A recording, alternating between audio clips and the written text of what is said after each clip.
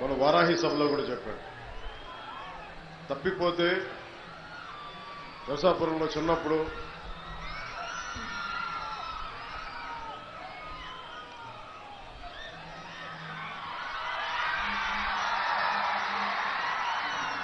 ఒంగోలు నుంచి మొగల్తూరు వెళ్ళడానికి ఇక్కడ బస్ స్టాండ్లో అయితే తప్పిపోయాడు. తిరిగి ఎవరో ఇక్కడ పాపం చిన్న కొట్టు దగ్గర కూర్చోబెట్టి నన్ను మా నాన్న వచ్చే వరకు వెయిట్ చేసి తిరిగి మొగల్తూరు పంపించారు. ఎప్పుడు కూడా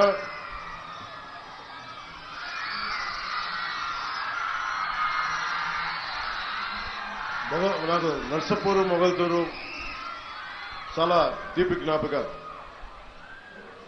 పోయిన సంవత్సరం పోయిన ఎన్నికల్లో 2019 ఎన్నికల్లో ఇక్కడే మన నర్సాపురంలో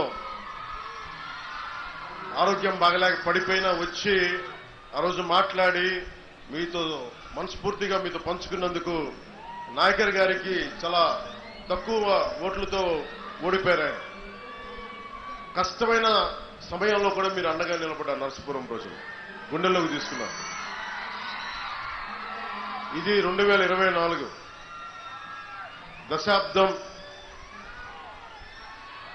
దశాబ్దం కష్టాల మధ్య పెరిగింది పార్టీ, జనసేన పార్టీ. చాలా ఒడిదుడుకులు ఎదుర్కొని వైఎస్ జగన్ లాగా మీకు తెలుసు కదా, చిన్న ప్రభుత్వ ఉద్యోగాలు చేసుకునే ఉద్యోగ కొడుకుని 2.5-3 ఎకరాలకి చిన్న కమితా ఉండేది మొగల్తూరులో. అలాంటి కుటుంబాల నుంచి వచ్చిన వాడిని. నాలాంటి వాడికి గుండాగర్ది, డబ్బు బలుపు, దోపిడీ వ్యవహారాలతోటి ఉండే జగన్ పార్టీతో ఎదుర్కోవాలంటే ఎంత సత్తా కావాలో తెలుసుకోండి. ఒక సగటు మధ్యతరగతి మనిషి నర్సాపూర్ లాంటి, నెల్లూరు లాంటి, ఒంగోలు లాంటి చిన్న పట్టణ టౌన్స్ లో పెరిగినవాడిని నేను. లండన్ లో పెరిగినవాడిని కాదు, న్యూయార్క్ లో పెరిగినవాడు కాదు. చాలా నర్సాపురం లాంటి చిన్న చిన్న టౌన్స్ లో పెరిగినవాడిని నేను. సో నాకు ప్రతి మనిషి కష్టాలు తెలుసు. నాకు నర్సాపురం గురించి చెప్పాలంటే అన్నయ్య మెగాస్టార్ చిరంజీవి గారు వైఎన్ కాలేజ్లో ఆయన ఎన్సీసీ క్యాడెట్ గా ఉన్నప్పుడు ఆయన రోయింగ్ బోర్డ్ క్యాప్టెన్, ఆయన ఎన్సీసీ క్యాప్టెన్, ఆయన ఎన్సీసీ క్యాడెట్స్ కాలేజ్ క్యాప్టెన్. ఆయన నరసాపురంలో బోట్లు నడిపిన ఫోటోలు, ఇందిరాగాంధీ గారి ముందు నేవల్ ఎన్సీసీ పెరేడ్ అప్పుడు ఆయన ఆంధ్రప్రదేశ్ ని ఆ రోజున రిప్రజెంట్ చేశారు, ఎన్సీసీ క్యాడెట్స్ గ్రూప్ ని. ఆ రోజున ఆ జ్ఞాపకాలు నాకు నరసాపురం అంటే. అలాంటి నరసాపురంకి నటుడుగానే కాకుండా ఒక రాజకీయ నేపథ్యంలో పార్టీ పెట్టి నేను ఈ రోజున మిమ్మల్ని ఓట్లాడు మీకు మా నాయకుడు నాయకర్ గారిని గెలిపించమని గాజు గ్లాస్ గుర్తు మీద అడుగుతున్నానంటే అది నిజంగా దైవ సంకల్పం. నాకు సగటు మనిషిని నేను. అలాంటి నేను మీ అందరి ఆశీస్సులతోటి ఒక దశాబ్దంగా దెబ్బలు తింటా ఉన్నాను. ఓడిపోయాను 2 చోట్ల. కానీ నిలబడ్డానంటే చెక్కు చెదరని మీ అభిమానం, చెక్కు చెదరని మీ ప్రేమ, ఆడబిడ్డలు, ఆడపడుచులు, యువతులు, తల్లులు, ఇక్కడే కాదు దారి పొడవుతా ప్రేమాభిమానాలు, నీరాజనాలు. ఇందాక నుంచి చూస్తా ఉన్నాను. ఆ పక్క నుంచి సభ జరుగుతున్నంతసేపు, నుంచినంతసేపు దాదాపు అరగంట సేపు హారతులు పడుతూనే ఉన్నారు. మా ఆడపడుచులకి, మా అక్క చెల్లెళ్ళకి, యువతులకి కృతజ్ఞత అభివందనాలు. ఈ ఎన్నికలు చాలా కీలకమైనవి. మీరు ఊహించుకుంటే 2019లో వచ్చాం. ఈరోజు కాలం గిర్రం తిరిగిపోయింది. మీ భవిష్యత్తు కావాలి. మీ భవిష్యత్తు కోసం నిలబడి ఉన్నాం. మీ బంగారు భవిష్యత్తు కోసం నేను చాలా కష్టపడి చాలా పెద్దలందరితో మాట్లాడి ఎన్డీఏ అలయన్స్ ని తీసుకురావడానికి కూడా ముఖ్య కారణం మనకి కేంద్రం సపోర్ట్ లేకపోతే ఆంధ్రప్రదేశ్ ని అభివృద్ధి చేయలేము. మాకెవ్వరి మీద కేసులు లేవు. జగన్ లాగా నా మీద 32 కేసులు లేవు నా దగ్గర. నేను అడిగితే రిక్వెస్ట్ చేస్తే ఆంధ్రప్రదేశ్ అభివృద్ధి గురించి మాట్లాడతాను తప్ప ఇంక దేని గురించి మాట్లాడు. అలయన్స్ కూడా అమిత్ షా గారిని, ప్రధానమంత్రి గారిని, మిగతా నడ్డా గారిని, అందరి నాయకులు ఒకటి అడిగారు. 5 కోట్ల మంది ఆంధ్రప్రదేశ్ ప్రజల భవిష్యత్తు మీరు నిలబడాలి. మీరు మమ్మల్ని నమ్ముకొనున్నారు ప్రజలు. మీ ఆశీస్సులు కావాలంటే చాలా పెద్ద మనసుతోటి వచ్చి ఈరోజు నిలబడ్డారు. అలాగే మన నరసాపురం పార్లమెంటుకు సంబంధించి భూపతిరాజు శ్రీనివాస్ వర్మ గారు కమలం గుర్తు మీద భారతీయ జనతా పార్టీ వైపు నుంచి మన కూటమి నుంచి పోటీ చేస్తా ఉన్నారు. సో వీరందరినీ మనస్ఫూర్తిగా గెలిపించవలసిందిగా కోరుకుంటా ఉన్నాం. ఎన్డీఏ కూటమి ఒకటే లక్ష్యం. తెలుగుదేశం, భారతీయ జనతా పార్టీ, జనసేన ఒకటే లక్ష్యం కోసం పనిచేస్తున్నాం. ప్రతి చేతికి పని, ప్రతి చేనుకి నీరు. ఇదే జనసేన, టీడీపీ, బీజేపీ కూటమి లక్ష్యం. వచ్చి అధికారంలోకి రాగానే అభివృద్ధితో పాటు సంక్షేమ పథకాలను కూడా చాలా బాగా మెరుగ్గా చేస్తాం. సంక్షేమ పథకాల్లో ఎటువంటి కోత ఉండదని మీకు మనస్ఫూర్తిగా తెలియజేసుకుంటున్నా. సంక్షేమంతో పాటు అభివృద్ధి లక్ష్యంగా పనిచేస్తాం. ఎన్నికల్లో ఈరోజు నేను అందరి తరఫున అడుగుతా ఉన్నాను, కూటమి తరఫున ఓట్లు అడుగుతున్నాను. నేను మీకు మాటిస్తా ఉన్నా, కూటమిలో మేము ఏ పథకాలైతే మేము హామీ ఇస్తున్నామో అవి అమలు చేసే బాధ్యత జనసేనగా మా అందరి బాధ్యత. అది ప్రజలకు మేము మాటిస్తా ఉన్నాం. అలాగే నదులు ఇందాక ప్రతి చేనుకి నీరు అంటే నదులు అనుసంధానం జరగాలి. అది అందించి రాష్ట్రంలో వలసలు, పస్తులు లేని ఆంధ్రప్రదేశ్ నిర్మించడమే జనసేన, టీడీపీ, బీజేపీ లక్ష్యం, ప్రధాన లక్ష్యం. అలాగే ఆంధ్రప్రదేశ్కి జీవనాడి అయిన పోలవరం ప్రాజెక్ట్ ని చాలా తక్కువ కాల పరిమితిలో పూర్తి చేయడానికి సంసిద్ధంగా ఉన్నాం. ప్రతి నీటి బొట్టుని దాచుకోవడానికి సముద్రపాలు కాకుండా చుట్టమే జనసేన, ఒక ఎన్డీఏ కూటమి లక్ష్యం. ముఖ్యంగా యువతకి స్కిల్ డెవలప్మెంట్ శిక్షణ ఇచ్చి మీ కాళ్ల మీద మీరు నిలబడగలిగేలాగా ప్రతి పనికి, ప్రతి చేతికి పని కల్పించడమే కూటమి లక్ష్యం. ముఖ్యంగా చేతి వృత్తులు, కుల వృత్తులు పరిరక్షించడమే కూటమి లక్ష్యం. 50 సంవత్సరాలు దాటిన బీసీ ప్రజలందరికీ నెలకి 4,000 రూపాయల పెన్షన్ ని 1వ తేదీనే ఇంటి వద్దన అందజేస్తాం. స్కూలుకు వెళ్లే ప్రతి విద్యార్థికి సంవత్సరానికి 15,000. ఎంతమంది పిల్లలు ఉంటే అంతమందికి ఆ తల్లికి అందజేస్తాం. ముఖ్యంగా మహిళా సోదరీమణులకు సంబంధించి పోయినసారిలో కూడా చెప్పాం, ఉచిత గ్యాస్ సిలిండర్లు పెరిగిపోతున్న ధరలకి గ్యాస్ సిలిండర్లు అందించాలి కనీసం అని చెప్పి నేను లాస్ట్ టైం కూడా చెప్పింది. ఈసారి కూడా తెలుగుదేశం పార్టీ మేనిఫెస్టోలో మాది, కంబైన్డ్ మేనిఫెస్టోలో మాది ఇదైంది. సంవత్సరానికి 3 గ్యాస్ సిలిండర్లు మా ఆడపడుచులకి, మా మహిళలకి, మా అక్క చెల్లెలకి, మా యువతులకి ఉచితంగా అందజేస్తాం. రైతులకి ప్రతి సంవత్సరానికి 20,000 రూపాయలు ఆర్థిక సహాయం అందజేస్తాం. ప్రతి మహిళకి నెలకి 1,500 అందజేస్తాం. మహిళలకి ఉచితమైన బస్సు సౌకర్యం కల్పిస్తా ఉన్నాం. అలాగే దీనివల్ల ఆటో డ్రైవర్ సోదరులందరూ చాలా, మా పరిస్థితి ఏంటంటే మీకు ఇబ్బంది కలగకుండానే ఉంటుంది, మీ ఉపాధి అవకాశానికి డోకా కలిగించకుండానే పథకం ఉంటుంది. అలాగే పేదల కడుపు నింపడానికి ఒకవైపు అన్నా క్యాంటీన్లు ఎలాగో డొక్కా సీతమ్మ గారి క్యాంటీన్లు కూడా అలాగే రన్ చేస్తాం.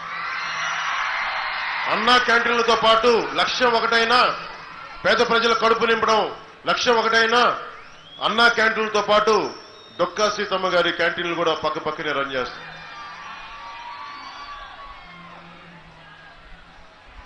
స్థానిక సంస్థల్లో జగన్ వచ్చి 34% ఉన్న బీసీ రిజర్వేషన్లని 24 చేశారు. తిరిగి స్థానిక ఎన్నికల్లో బీసీలకి, బీసీ సోదరులందరికీ, సోదరీమణులందరికీ రాజకీయ ప్రాతినిధ్యం ఉండేలాగా తిరిగి 34% తిరిగి తీసుకొచ్చేలాగా కూటమి బాధ్యత తీసుకుంటుంది.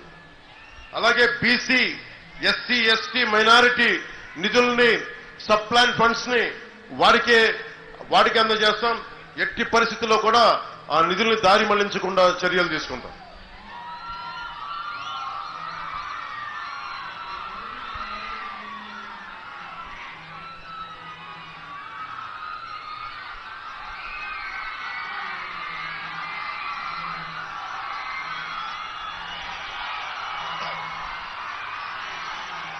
ఇవి కూటమి అయితే జనసేన ముందుకు తీసుకెళ్లేది వశిష్ఠ వారధి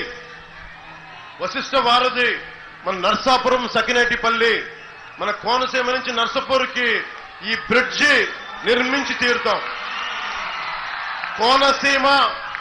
కోనసీమలో రైలు కూత మొదలేస్తే అది నర్సాపురం దాకా వినిపించాలి, అక్కడ దాకా తీసుకొస్తాం. జగన్ ఒకటే మాట అన్నాడు, మేము వశిష్ఠ వారధిని నిర్మించకుండా మళ్ళీ వచ్చి ఓట్లు అడగనాను. ప్రసాద్ రాజు గారికి ఒకటే చెప్పండి, నీకు ఓట్లు వేస్తే మీకు హక్కు లేదు, అడిగే హక్కు లేదని చెప్పండి. ఆ పని చేయకుండా ఓటు అడగనని చెప్పి ఆ పెద్ద మనిషి చెప్తా ఉన్నాడు. అందుకని వైసీపీ వాళ్ళు ఎవరు ఓటు అడిగినా ఒకటే చెప్పండి, వశిష్ఠ వారధి నిర్మించలేదు, మీకు ఓటు అడిగే హక్కు లేదు, దయచేసి ఇక్కడి నుంచి వెళ్ళిపోమని చెప్పండి. సీతారాంపురంలో కానీ చాలా క్రోషియా లేసులు అల్లికలు చేస్తారు, అది నాకు చిన్నప్పటి నుంచి చూసేవాడిని. అలాంటి లేసులు ఈ మధ్యన సరైన మార్కెటింగ్ వస్తువులు లేక చాలా మంది ఆడపడుచులు ఇళ్లలో కూర్చొని ఆదాయం వచ్చేది. అది లక్షల్లో ఉండేవాళ్ళు వేలల్లో వచ్చి ఈ రోజున తక్కువ వందల్లోకి వచ్చేశారు.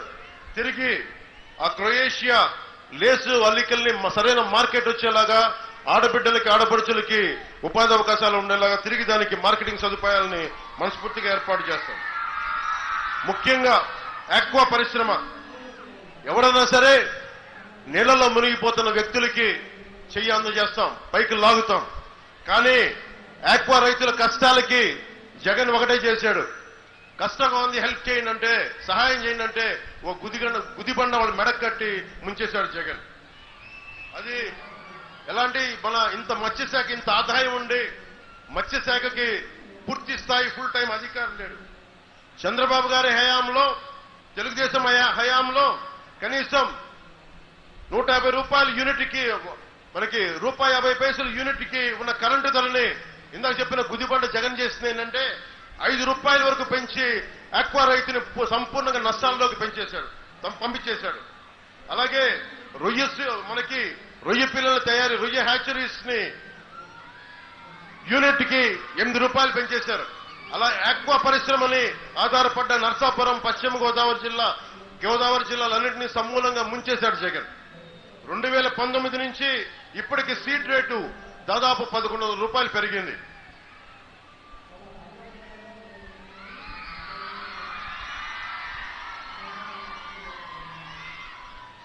సీడ్ రేటు ఆక్వా పరిశ్రమ రైతులు నష్టపోకుండా కూటమి బాధ్యత తీసుకుంటుంది.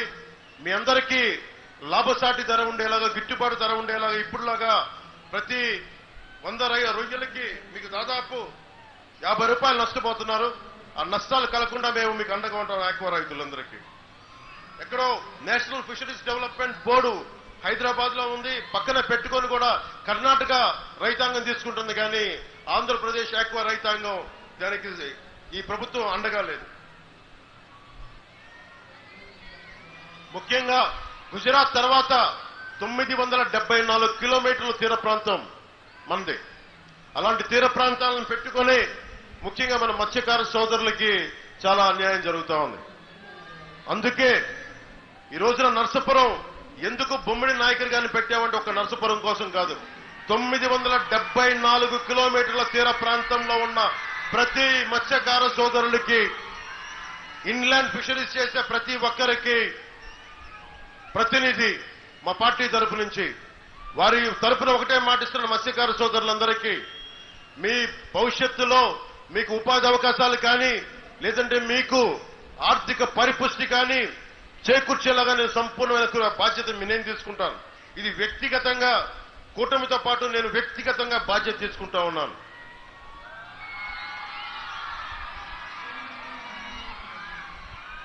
మత్స్యకారులు నిజంగా వేట అనే పదం మత్స్యకార సోదరులే వాడుతున్నారు. ఇంకా డీప్ సీ ఫిషింగ్, సముద్రపు లోతులకెళ్లి ఎంత స్థాయిలో వేట చేయాలంటే చాలా సాహసాలు కావాలి, చాలా గుండె ధైర్యం కావాలి. కొన్నిసార్లు అంతర్జాతీయ వాటర్స్కి వెళ్ళిపోయి, ఇంటర్నేషనల్ వాటర్స్కి వెళ్ళిపోయి కరాచీ, పాకిస్తాన్ సైడ్ వెళ్ళిపోతూ ఉంటారు. అలాంటి వ్యక్తులు కూడా రక్షించాల్సిన పరిస్థితుల్లో కూడా ఈ ప్రభుత్వం ఒక్కసారి కూడా మాట్లాడలేదు. నేను ప్రత్యేకించి నాకున్న కనెక్షన్స్ తోటి నేను చాలాసార్లు ఢిల్లీకి మెసేజ్లు పంపించి మత్స్యకారులకి అండగా ఉండేది చాలాసార్లు నేను పంపించాను. సత్ఫలితాలు ఇచ్చింది. ఎందుకు చెప్తున్నానంటే నేను కేవలం ఒక రాష్ట్రం కోసం కాదు, మీ అందరి భవిష్యత్తు కోసం కేంద్రం అనేది ఎంత అవసరమో మీకు చెప్తాను. ఎక్కడో మనకి తీర ప్రాంతంలో ఒక మత్స్యకారుడు అంతర్జాతీయ జలాలకు వెళ్ళిపోతే, పాకిస్తాన్కి వెళ్ళిపోతే తిరిగి తీసుకురావడానికి నా కేంద్రంతో నాకున్న సత్సంబంధాలే చాలా బలమైన ఈ రోజున. అలాగే 70 లక్షల మత్స్యకార కుటుంబాల కోసం ఇదే మన నరసాపురంలో జీవో 217 70 లక్షల మత్స్యకార కుటుంబాలు ఆర్థికంగా దోచేసుకోవడానికి జగన్ ప్లాన్ వేస్తే మనకి నాయకర్ గారు పాదయాత్ర చేసి దాన్ని నరసాపురంలో ముగిస్తే నరసాపురంలో బలమైన సభ ఏర్పాటు చేసి జీవో 217ని చించేశాం ఆ రోజున. ఎందుకంటే మత్స్యకార సోదరులకి బలంగా ఉన్నామని చెప్పడానికి, భవిష్యత్తులో 217 అనేది రాగానే రద్దు చేస్తాం, అది మీకు సంపూర్ణ హామీ ఇస్తున్నాం. అలాగే నరసాపురం నియోజకవర్గంలో 51 మత్స్యకార సొసైటీలు ఉన్నాయి. ఒక్క సొసైటీ కూడా లోన్ లేదు. నేను రాగానే, ప్రభుత్వం రాగానే, ఎన్డీఏ కూటమి రాగానే ప్రతి సొసైటీకి తిరిగి లోన్లు వచ్చేలాగా బాధ్యత తీసుకుంటాం.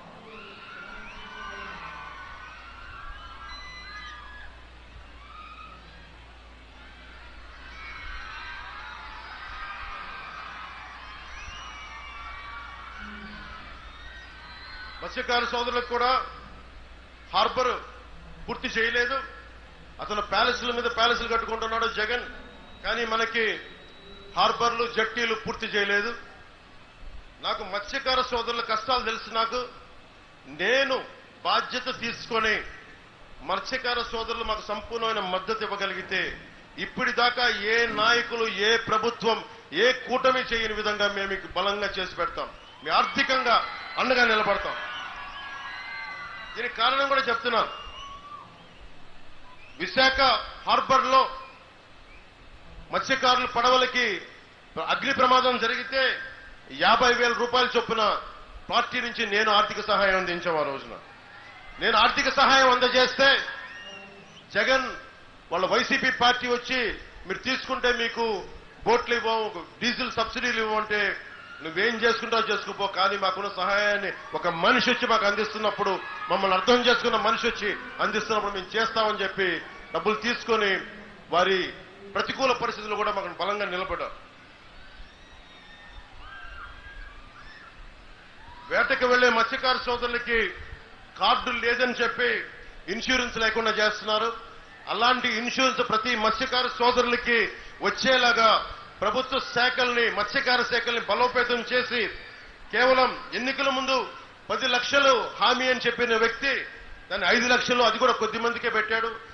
నేనే ఒక పార్టీగా జనసేన కార్యకర్తలకి ప్రమాద భీమాయే ప్రాణం కోల్పోతే 5 లక్షలు అందజేస్తా ఉన్నాం. అలాంటిది మత్స్యకార సోదరులకి ఏ ప్రమాదం జరిగినా మీకు 10 లక్షల బీమా పథకం తిరిగి మేము పూర్తిగా మీకు బలంగా వర్తింపజేస్తాం. మీకు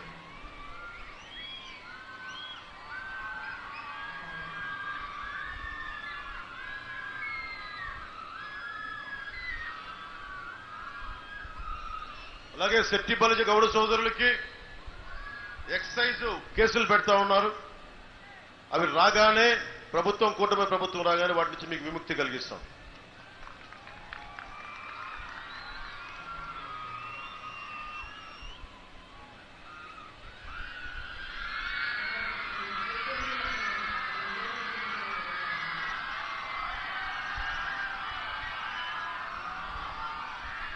ప్రసాద్ రాజు గారికి నరసాపురం ఎమ్మెల్యే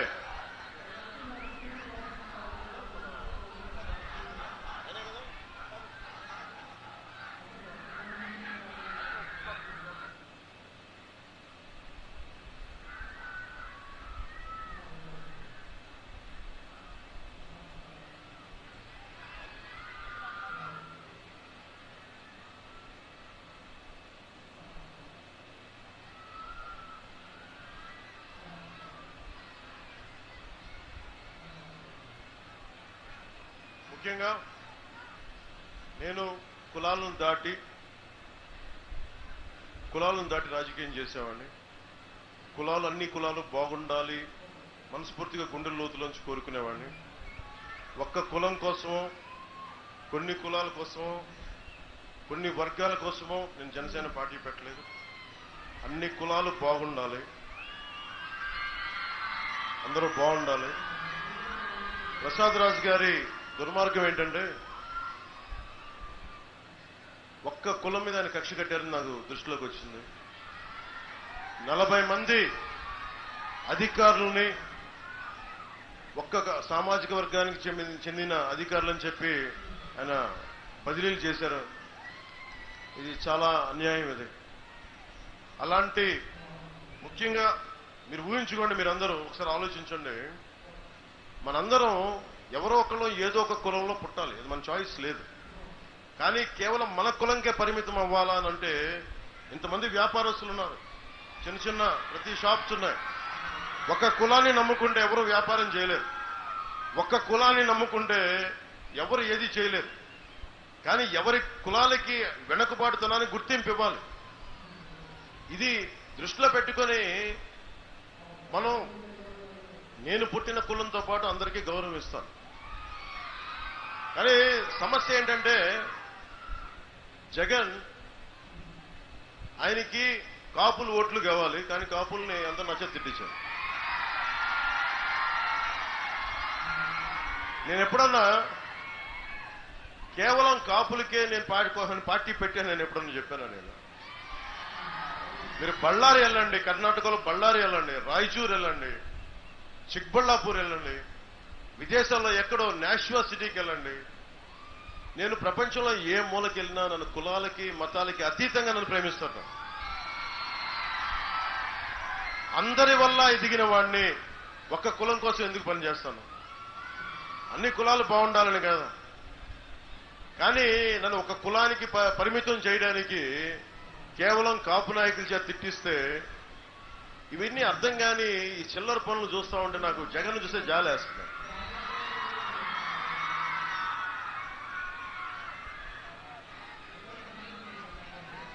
నాకు బాగా చిరాకైంది. మీరు ఊహించుకోండి, ఆలోచించండి ఒకసారి. జగన్ నిన్న మాట్లాడుతూ చాలా ఎక్కువ మాట్లాడాడు ఈ మధ్య.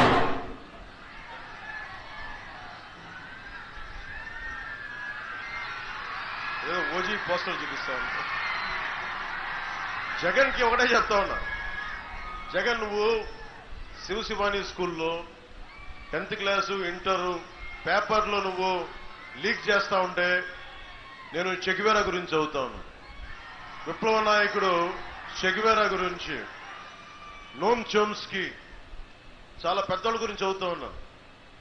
ఈ చిల్లర ఎవరాలు ఆపేసే నా దగ్గర. నువ్వు బూతులు తిట్టినా, మీరు నన్ను నానా మాటలన్నా నేను చాలా తెగించినవాడు. నా తెగింపు ఎంతో జగన్కి తెలియదు. నువ్వెంత ఊహించుకుంటే దానికంటే 10 ఎక్కువే ఉంటాను, గుర్తుపెట్టు. నాకు భయాలు లేవు. నాకు ప్రతిరోజు రాజకీయాల్లో పార్టీ పెట్టడానికి నేను తప్పిపోయిన నర్సాపురంలో సాక్షిగా చెప్తున్నా. రాజకీయాల్లోకి రావడానికి నేను చాలా ఆలోచించాను. నిలబడగలమా లేదా, తట్టుకోగలమా లేదా.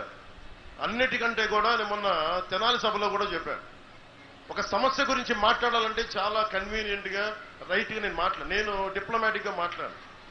ఒక తప్పుని ఒక తప్పుగా చెప్తాను. ఒక సమస్యని వేలెత్తి చూపించానంటే అది వేలెత్తే చూపిస్తా. ఓట్ బ్యాంక్ పాలిటిక్స్ నేను చెయ్యను. నేను భారత రాజ్యాంగాన్ని సంపూర్ణంగా నమ్మిన వాడిని. భారత రాజ్యాంగాన్ని సంపూర్ణంగా నమ్మిన వాడు రాజకీయం చేస్తే ఎలా ఉంటుందో జనసేన చేసి చూపిస్తుంది. జగన్ ఏ మూలకెళ్ళండి, వాళ్ళు ఏ సామాజిక వర్గం పెట్టుకుని, ఇక్కడ ప్రసాద్ రాజు గారు కానీ, అక్కడ జగ్గంపూడి రాజా గారు కానీ, అటు ఎవరన్నా ఏ కులస్తులైనా కావచ్చు, ఏ సామాజిక వర్గమైనా కావచ్చు, జగన్ కొడుకు కిందకి వెళ్ళగానే అందరూ రౌడీజాన్ని గుండాయిజాన్ని నమ్ముతూ ఉన్నారు ప్రతి ఒక్కరు. ప్రసాద్ రాజు గారు కూడా చెప్తా ఉన్నారు, ప్రజలకు కూడా నేను చెప్తా ఉన్నా, జగన్ కి ఊహ ఏంటంటే నేను ఒక నాయకుడిని అనలేను అని. అతను అంటే అతని కులస్తులందరూ మాకు ఓటేయరు అని. ప్రసాద్ రాజు గారిని తిడితే ప్రసాద్ రాజు గారినే తిట్టినట్టు, ఆయన సామాజిక వర్గాన్ని తిట్టినట్టు కాదు. అది శ్రీనివాస వర్మ గారిని అడగండి. అలాగే నేను బయటికి రాగానే చాలా మంది ఆయన కాపలా కుక్కలు చాలా బయటకు వస్తాయి, ఆయన పెంపుడు కుక్కలు చాలా బయటకు వస్తాయి. బయటికి వాళ్ళందరికీ చులకన ఏంటంటే పవన్ కళ్యాణ్ మా సామాజిక వర్గం కాబట్టి మేము ఏదైనా అనొచ్చని తన్ని తగలేస్తాను, ఇలాంటి పిచ్చి వాగుళ్ళు వాగారండి.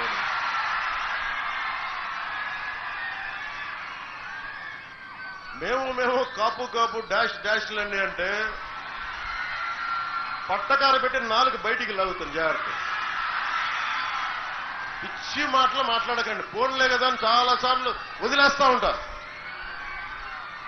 అలాగే సజ్జల రామకృష్ణారెడ్డి గారు ఈరోజు మాట్లాడుతా వైఎన్ కాలేజీలో చదువుకొని చిన్న స్థాయి నుంచి వచ్చి ఎదిగిన వ్యక్తి ఈ రోజున పవన్ కళ్యాణ్ అనే వ్యక్తిని మీ ముందు నిలబెట్టి ఎన్డీఏ కూటమికి బలంగా వెన్నెముకలా తయారయ్యాడంటే అది చిరంజీవి గారి పుణ్యం, మెగాస్టార్ చిరంజీవి గారి పుణ్యం. నర్సాపురం వాస్తవ్యులు, కాలేజీలో చదువుకున్నవాడు, ఆయన్ని కూర్చొని ఎంతమంది వచ్చినా ఏం చేయరు అని మాట్లాడుతూ ఉన్నారు సజ్జల రామకృష్ణారెడ్డి గారు.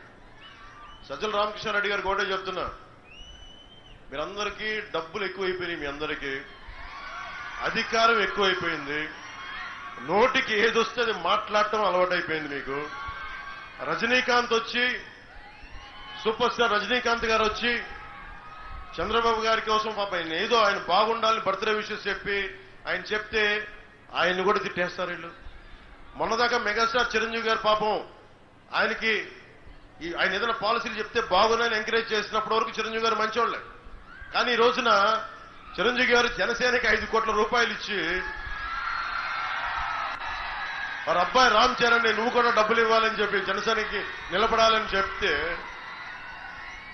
వెంటనే ఈ రోజున సీఎం రమేష్ గారు పెందుర్తి మన రమేష్ గారికి ఇద్దరికి మద్దతుగా నేను ఎన్డీఏ కూటమికి మద్దతు తెలుపుతున్నాను, లేదంటే వాళ్ళిద్దరికి మద్దతు తెలుపుతున్నాను అన్న ఒక మాట అనగానే చిరంజీవి వచ్చినా ఎవరు వచ్చినా ఏమవ్వదు, మాకు సింహం సింగిల్ గా వస్తే వాళ్ళు సింహాలు అంటాయి. ఒక్కసారి మీ ముఖాలు చూసుకున్నారా? అర్థంలో మీరు సింహాల్లా ఉన్నారా? మీరు గుంట నక్కల సమూహంలా ఉన్నారు తప్ప మీరు సింహాలా? మీరు సింహం ఎలా ఉంటుందో చెప్తాను మీకు, అది గడ్డం చూసుకోదండి.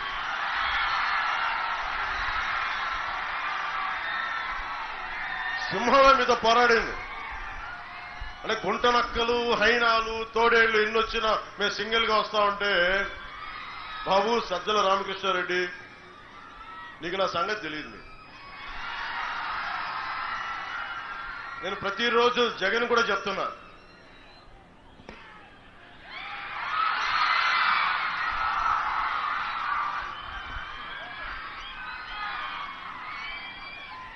జగన్ కూడా చెప్తా ఉన్నా, నువ్వు కులాలని విడగొట్టి ఆంధ్రప్రదేశ్ ని పాడు చేయలేవు.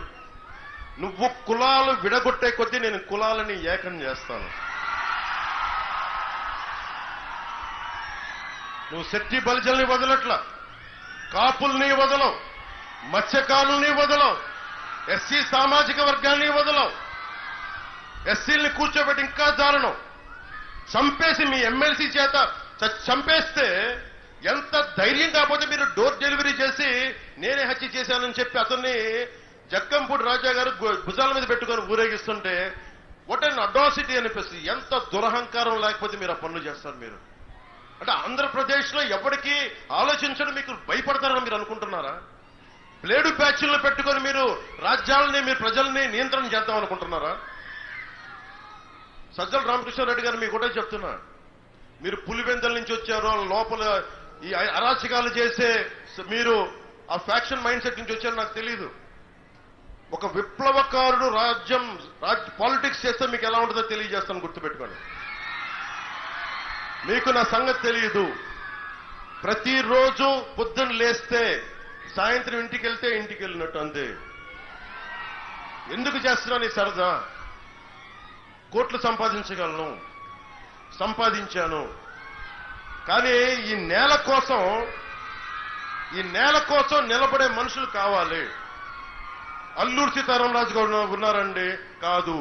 ప్రతి సమకాలీన సమాజంలో అరాచకం మీద తిరగబడే వ్యక్తుల సమూహం, యువకుల సమూహం, నాయకుల సమూహం, యువతల సమూహం, ఆడపడుచుల సమూహం చాలా అవసరం. గతంలో ఉండేవారు అండి, ఇప్పుడు ఎవరు చేయట్లేదండి. కాదు, ఉన్నారు. ఇప్పటికీ చనిపోవడానికి సిద్ధంగా ఉన్నారు. అలాంటి చాలా మంది ఉంటే ఇంకా దేశం నిలబడి ఉంది. అందుకు అతను ప్రధానమంత్రి మోదీ అయ్యారు. వాళ్ళని ప్రేరణగా తీసుకొని మేమందరం చాలా మంది ఉన్నాం. అలాగే వైసీపీ గుండా బ్యాచ్లకి, రౌడీ బ్యాచ్లకి నేను నర్సాపూర్ నుంచి పబ్లిక్ గా వార్నింగ్ ఇస్తున్నా. నేను తెగించిన వాడిని, గుర్తుపెట్టుకోండి. చంద్రబాబు గారన్నా మెత్తగా క్షమిస్తారేమో నాకు తెలియదు, కానీ ఆయన జైల్లో పెట్టిన తర్వాత ఆ క్షమ కూడా లేదు ఇప్పుడు ఆయనకు కూడా. అలాంటి వ్యక్తులు ఇద్దరం ఏకమయ్యాం, గుర్తుపెట్టుకోండి. పైన నరేంద్ర మోదీ గారు ఉన్నారు. మీరు కనుక మీ ఆగడాలు గాని, మీ రౌడిజం గాని ఆపకపోతే ఎలక్షన్ సమయంలో మీరు ఏమాత్రం ఎర్రి గుర్రి యాశాలేసే తాట తీసి కింద కూర్చోబెడతాం.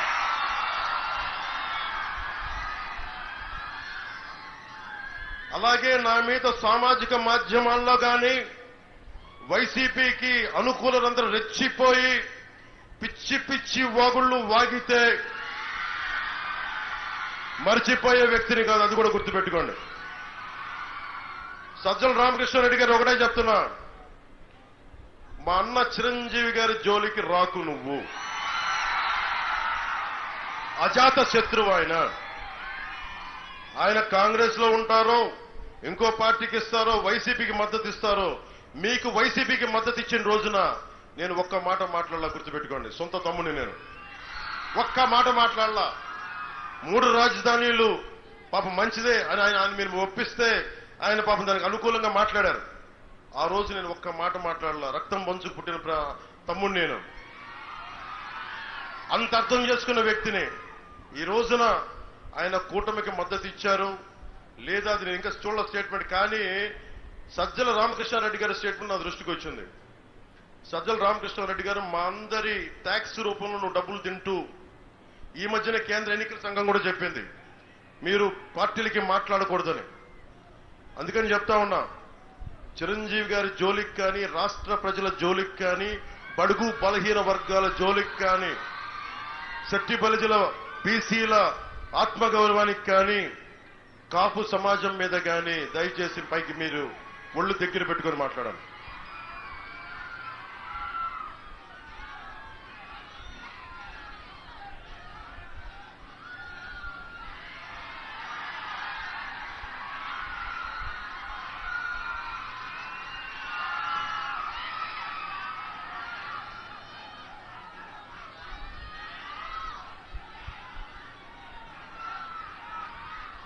నేను మీ భవిష్యత్తు కోసం ఇది మాకు వదిలేసేది. నేను ఒక ఇంపాసిబుల్ టాస్క్ ని, అలయన్స్ ని పట్టుకొచ్చాను. నేను కన్విన్స్ చేశాను. నేను తగ్గి మిమ్మల్ని గెలిపించడానికి ఇంత బలం ఉండి నాకు 45 నుంచి 50 నియోజకవర్గాల్లో బలమైన ప్రథమ ప్రత్యర్థిగా ఉండి పోటీ చేయగలిగే స్థాయిలో ఉండి కూడా నేను తగ్గి మీ భవిష్యత్తు కోసం నిలబడి ఉన్నాను. ఇక్కడ జనసేన 21 శాసనసభ్యులు, మనకి అసెంబ్లీ సభ్యులు 21 కాదు, అది 175, గుర్తుపెట్టుకోండి. అలాగే టీడీపీ కూడా, భారతీయ జనతా పార్టీ, మేము ఎన్ని స్థానాల్లో పోటీ చేస్తున్నాం, అన్ని 175 స్థానాల్లో జనసేన, టీడీపీ, భారతీయ జనతా పార్టీ ముగ్గురు సమానంగా ఉన్నాం. ఎందుకంటే రేపు పొద్దున ఇప్పుడు దాకా బూతుల అసెంబ్లీలు చూశారు, ఆడబిడ్డల్ని అకారణంగా తిట్టే అసెంబ్లీలను చూశారు, ఇంట్లో నుంచి బయటికి రాని ఆడబిడ్డలను కూడా తిట్టే నీచ సంస్కృతి వీళ్ళది. అలా కాకుండా నిజంగా మనకు వశిష్ఠ భారతి గురించి డిబేట్ జరగాలంటే దానికి కూటమి రావాలి. నిజంగా యువతకి ఉపాధి అవకాశాలు రావాలంటే కూటమి రావాలి. డిఎస్సి, మెగా డిఎస్సి నోటిఫికేషన్ రాగానే తీసుకొచ్చే బాధ్యత కూటమి తీసుకుంటుంది. యువతకు ఉపాధి అవకాశాలు కానీ, స్కిల్ డెవలప్మెంట్ కానీ, అన్నిటికంటే కూడా స్వేచ్ఛ, నిజంగా సమాజంలో కావాల్సిన స్వేచ్ఛ కావాలి. నాకు ఇష్టమైన మాట నేను అనుకో. ఈరోజు చిరంజీవి గారికి స్వేచ్ఛ లేదు, రజనీకాంత్ గారికి స్వేచ్ఛ లేదు. వాళ్ళు మామూలు స్టార్లు కదా వాళ్ళు. ఒకళ్ళేమో స్వయాన cabinet minister, X farmer cabinet minister ఆయన కూడా ఒక మాట మాట్లాడితే ఆయన్ని కూడా బెదిరించే పరిస్థితి. ఇక్కడ మన శెట్టిపల్లి సోదరులను ఎలా బెదిరిస్తున్నారో ఒకవైపు చిరంజీవి గారిని కూడా సజ్జల రామకృష్ణారెడ్డి గారు అలా బెదిరిస్తున్నారు. మేము వస్తే ఇలా అంటామని. ఇలాంటి బెదిరింపులకి, తాటాకు చప్పుళ్ళకి అస్సలు బెదరం. సజ్జల రామకృష్ణారెడ్డి గారు గుర్తుపెట్టుకోండి, మీ నాయకుడు వైఎస్ జగన్ కి చెప్పండి, ఇప్పుడు దాకా ఉన్న రాజకీయం వేరు, పవన్ కళ్యాణ్ తర్వాత వచ్చిన రాజకీయం వేరు. మెత్తగా కనిపిస్తా, ప్రేమతో ఉంటా. ఎవరి కోసం? మా సోదరుమళ్ళకి నా గుండెల్లో పెట్టుకున్న ఆంధ్రప్రదేశ్ తెలుగు ప్రజలను పెట్టుకుంటాం. మీలాంటి దౌర్జన్యాలు, దోపిడీలు చేసే వాళ్ళకి నేను ఎంత కర్కోటకంగా ఉంటానో భవిష్యత్తు మీకు తెలియజేస్తాను. మీరు నోరు జారండి, ఒక తప్పు చెయ్యండి, తాట తీసి మోకాళ్ళ మీద రోడ్డు మీద నడిపించి తిప్పుతాను ఒక్కొక్కరిని. గుర్తుపెట్టుకోండి. ఒళ్ళు దగ్గర పెట్టుకొని మాట్లాడు జగన్. నువ్వు కూడా చెప్తున్నా, నీకు ఒళ్ళు దగ్గర పెట్టుకొని మాట్లాడు. ఏమనుకుంటావు నువ్వు? ముఖ్యమంత్రి అయితే నీకు ఏమనుకుంటావు? మా జీవితాల్లో స్వేచ్ఛ లేకుండా చేద్దాం అనుకుంటావా నువ్వు? నువ్వెంత, నీ బతుకెంత జగన్? ఏమైపోయిందంటే నీకు తెగించేవాడు లేక, ఎవడు నీకు ఎదురు మాట్లాడేవాడు లేక నువ్వు మేడకి కొట్టుకుంటా ఉన్నావు, నువ్వు పొగరెక్కి కొట్టుకుంటా ఉన్నావు. నువ్వు ఆ రోజులు అయిపోయి నీ గుర్తుపెట్టుకో. ఈరోజు ఎలక్షన్ సమయంలో మాట్లాడట్లా, గుర్తుపెట్టుకోండి. దశాబ్దం నుంచి ఇదే మాట్లాడుతున్నా. రేపు పొద్దున మన ప్రభుత్వం స్థాపిస్తున్నామన్న ధైర్యంతో మాట్లాడట్లా. మొన్న 5 సంవత్సరాల్లో పీక్ లో ఉన్నప్పుడు మాట్లాడాను నేను ఇదే మాట. పవన్ కళ్యాణ్కి అధికారం ఉన్నప్పుడు ఒకలాగా, అధికారం లేనప్పుడు ఒకటి మాట్లాడు. అల్లూరి సీతారామరాజును స్ఫూర్తిగా తీసుకున్న వాళ్ళ మాకు భయాలు ఉండవు. మాకు న్యాయమే ఉంటుంది, న్యాయ పోరాటాలే ఉంటాయి. అలాంటి కూటమి ఈ రోజున మేము ఒక దేహానికి ఒక రక్తనాళం సరిపోదు, ఒక దేశానికి ఒక నది చాలదు, ఒక రాష్ట్రానికి ఈ రోజున ఒక పార్టీ చాలదు. తెలుగుదేశం, జనసేన, భారతీయ జనతా పార్టీ ఒక నాయకుల కూటమి, సమిష్టి కూటమే వచ్చి పోరాటం చేసే తప్ప వీళ్ళు చేసిన అవినీతిని, దోపిడిని అరికట్టే స్థాయిలో లేదు. మీరు సింహాలు, మీరేననుకోండి, మీరు చెప్తున్నా మీరు కలుగుల్లోని ఎలకలు, పందికొక్కులు. మీరు సజ్జల రామకృష్ణారెడ్డి గారు, మీది సింహాల సమూహం కాదండి, మీది ఒక పందికొక్కుల సమూహం. మీది ఆంధ్రప్రదేశ్ ని అడ్డగోలుగా దోచేశారు మీరు. అందుకని మీ సమూహాన్ని పంపించే బాధ్యత మేము తీసుకుంటాం. మీ అందరికీ కూడా, ప్రజలందరికీ కూడా, అన్నదమ్ములందరికీ మనస్ఫూర్తిగా ధన్యవాదాలు తెలుపుకుంటూ, నర్సాపురం జనసేన అడ్డా ఇది. ముఖ్యంగా ఇక్కడున్న మార్వాడి సోదరులందరికీ ఈ రోజున మహావీరుడు జయంతి కాబట్టి మహావీర్ జయంతి శుభాకాంక్షలు మార్వాడి సమాజం అందరికీ మనస్ఫూర్తిగా నేను తెలియజేసుకుంటా ఉన్నా.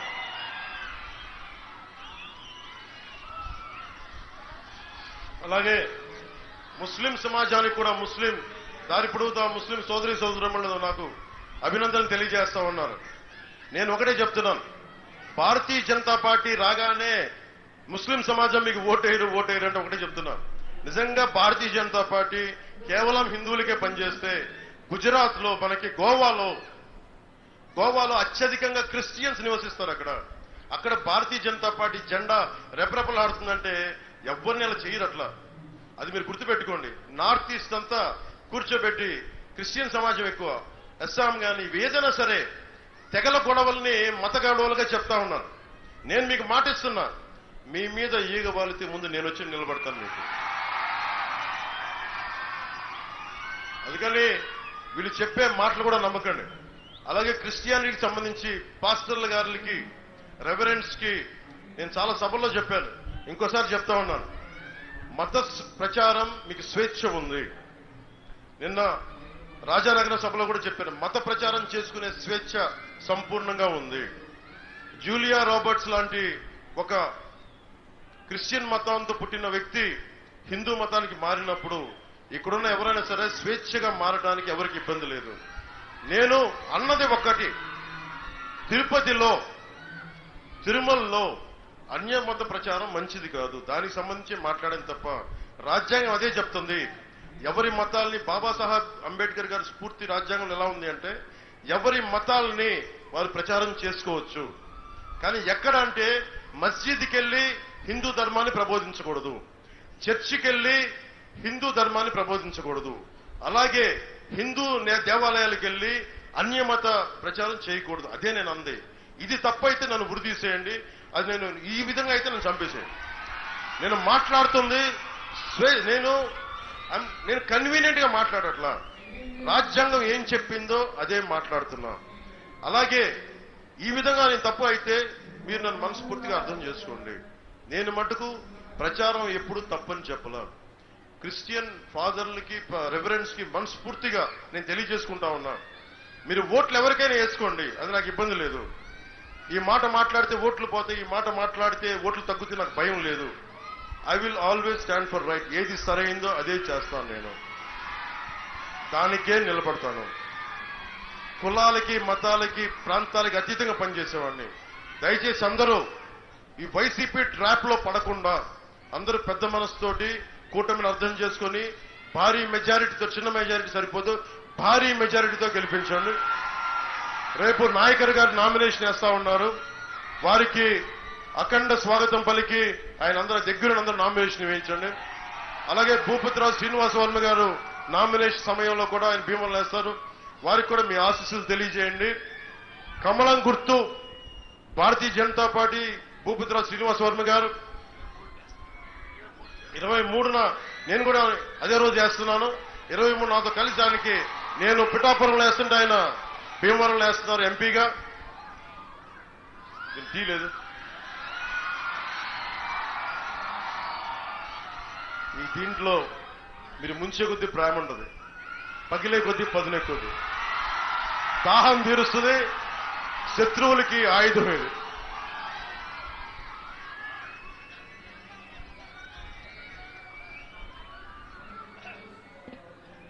భవన నిర్మాణ కార్మికులు ఎక్కడ మర్చిపోతాం?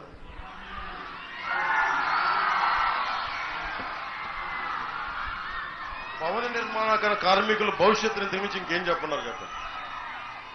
పోరాటం మీతో స్టార్ట్ చేశారు, వైసీపీకి వ్యతిరేకంగా పోరాటం మీతో భవన నిర్మాణ కార్మికుల కోసం స్టార్ట్ చేశారు. రాగానే భవన నిర్మాణ కార్మికుల సమస్యనే పరిష్కారం చేస్తాం. ఒక మనస్ఫూర్తిగా అన్ని సమస్యలకి, ఎందుకంటే అన్ని సమస్యలు ఒక రోజు ప్రస్తావించలేం కాబట్టి పెద్ద మనసుతో అందరి నేను అడ్రస్ చేస్తాను. మీ ఆశీస్సులు ఉండగా నాకు ఆరోగ్యం అవుతుందా, బలంగా ఉంటుందా. అందుకని ప్రతి ఒక్కరికి ధన్యవాదాలు తెలుపుకుంటూ, వస్తుంది మన ప్రభుత్వం, మన కూటమి. మీకోసం సేవకున్నా, నేను మీ అందరి సేవకుణ్ణి. మీ కుటుంబంలోనే ఒకడు వచ్చి రాష్ట్రం కోసం నిలబడితే అలాంటి వాడిని నేను ముందుంటాను, అందరినీ తీసుకెళ్తా. మొదటి దెబ్బ పడితే నాకు పడాలి, మీకు కాదు. సో మనస్ఫూర్తిగా మీ అందరికీ ధన్యవాదాలు తెలియజేసుకుంటూ సెలవు తీసుకుంటాం.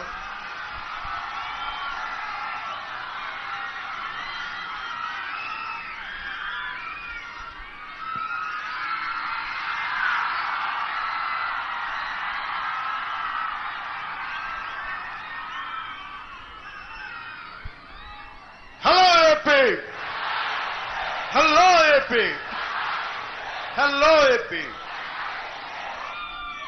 జై తెలుగుదేశం, జై బీజేపీ, జై జనసేన, జై హింద్.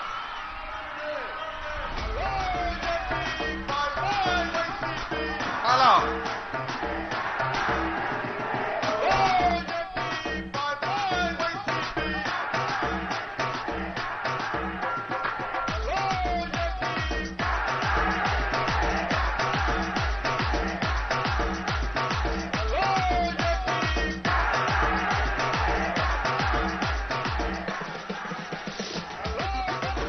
హలో హలో ఈరోజు ఈ కార్యక్రమాన్ని ఇంత ఇదిగా సక్సెస్ చేసిన నర్సాపురం నియోజకవర్గ నర్సా ఓటర్ మహా